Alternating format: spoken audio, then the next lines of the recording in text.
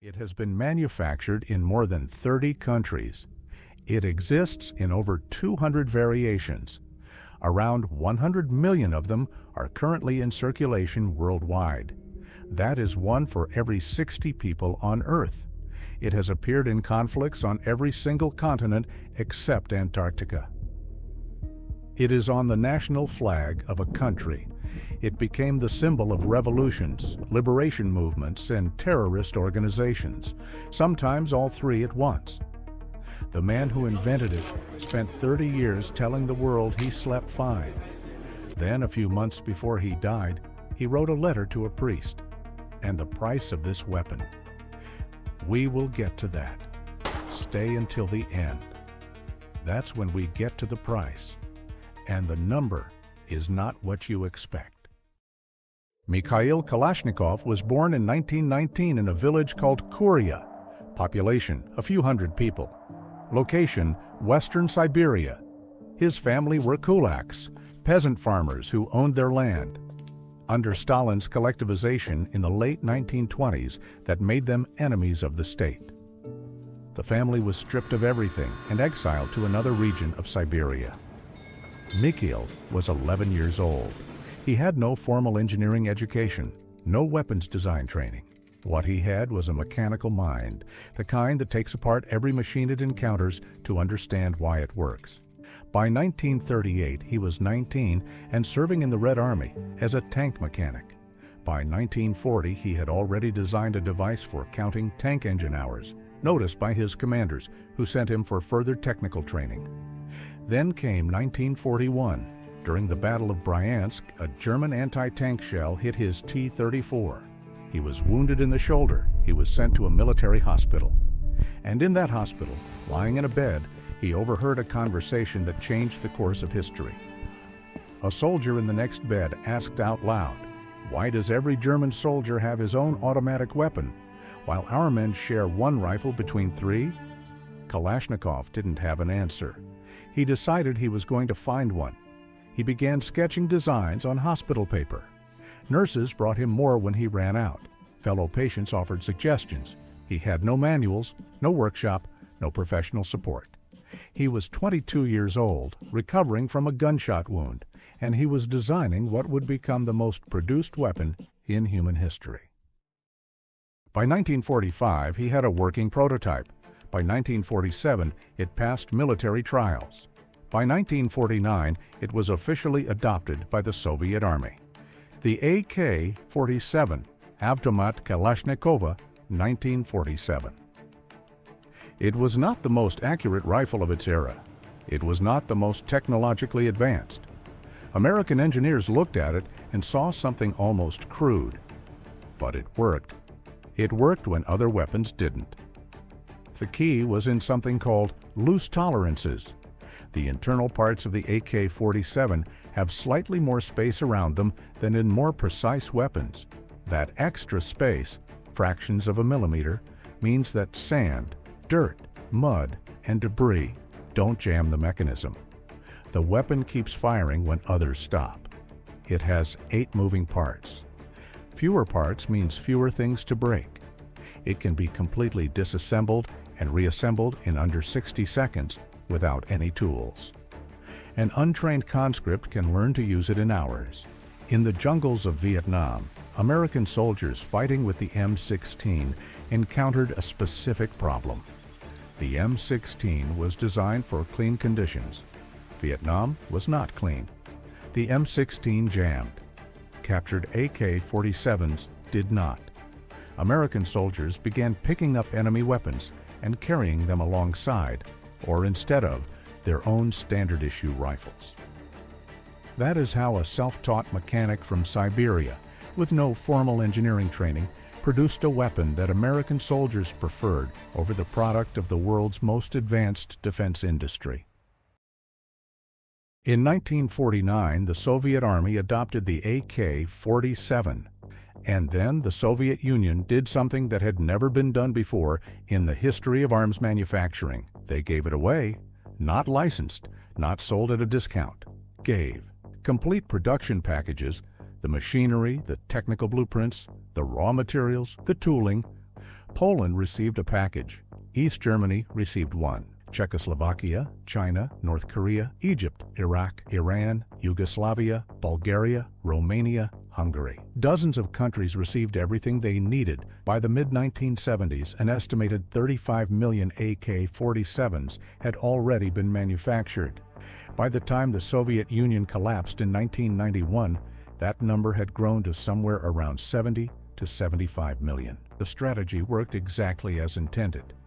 And then it kept going, well past any point of control. In the 1970s, the CIA began secretly purchasing and shipping AK-47s to Afghan Mujahideen fighters. The purpose? To help them resist the Soviet army in Afghanistan. The United States was fighting the Soviet Union with Soviet weapons. In 2004 and 2005, the Pentagon distributed AK-47s to Iraqi security forces. 110,000 of those weapons were subsequently lost, not stolen, not destroyed, lost. The serial numbers were not tracked. 110,000 weapons simply gone.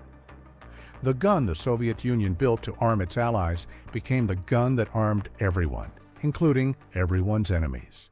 By the way, if you're finding this interesting, most people watching right now aren't subscribed. Takes 1 second. Helps a lot. Now, back to it.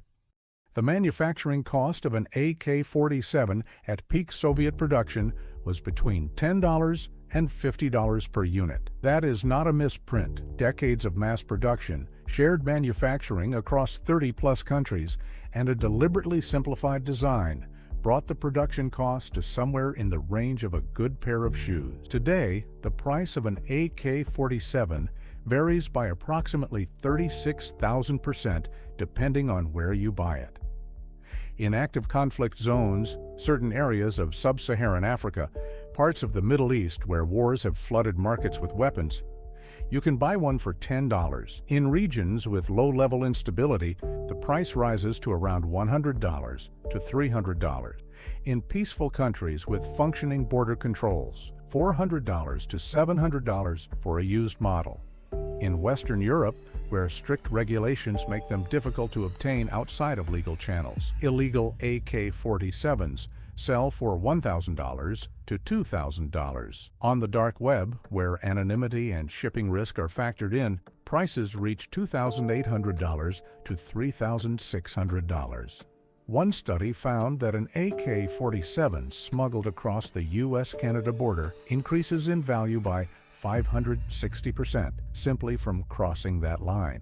The gun is identical. What changes is the distance from the nearest war. The global illegal trade in small arms is estimated at between $1.7 billion and $3.5 billion per year. The AK-47 and its variants are the foundation of that market. Here is the count. Units produced since 1947, estimated 75 to 100 million AK-47s, over 100 million units if you include all variants of the Kalashnikov family. Countries currently manufacturing Kalashnikov pattern rifles, more than 30. Military forces currently using them, approximately 50. Estimated deaths attributed to AK-47s per year, around 250,000. Amount Mikhail Kalashnikov personally earned from all of this, 0. He received Soviet state honors, the Stalin Prize, awarded in 1949, worth 150,000 rubles, the Lenin Prize in 1964, the Order of Lenin twice, Hero of Socialist Labor twice, but royalties, the financial payments that flow to inventors when their inventions are used commercially, he received none. The Soviet system did not recognize individual intellectual property rights in that way. His invention belonged to the state. When Izhmash, the primary Russian arms manufacturer, attempted to patent the AK design in Russia in 1997, 30-plus countries had been making their own versions for decades. The patents were largely unenforceable.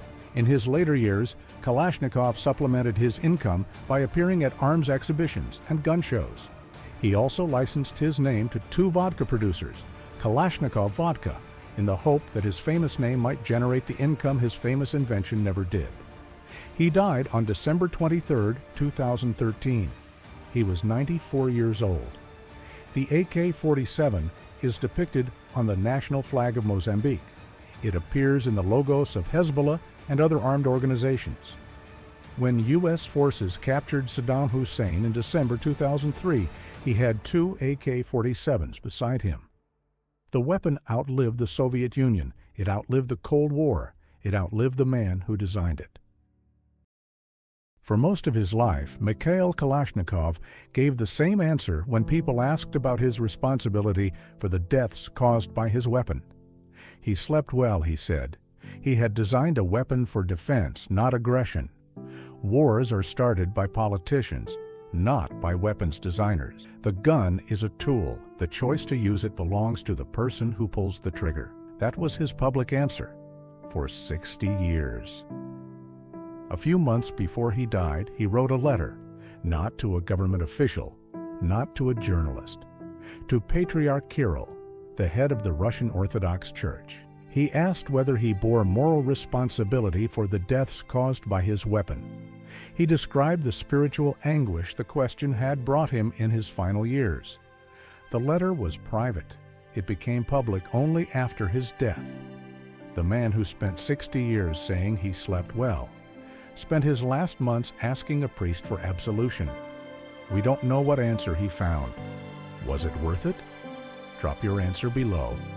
And if you want more stories where history gets a price tag, subscribe to HistoryBilled. Every gun has a price tag. This one was paid by everyone except the man who invented it.